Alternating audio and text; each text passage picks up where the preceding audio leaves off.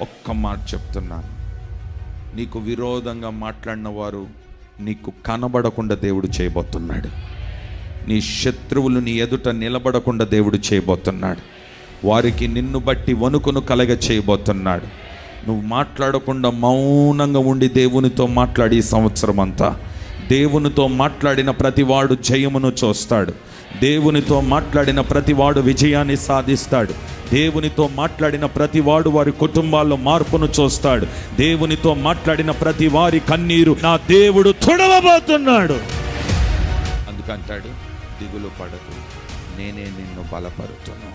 దిగులు పడకు, నేనే నీకు సహాయము చేస్తాను. దిగులు పడకు, నా దక్షిణ హస్తాన్ని నీ మీద నేను చాపుతాను.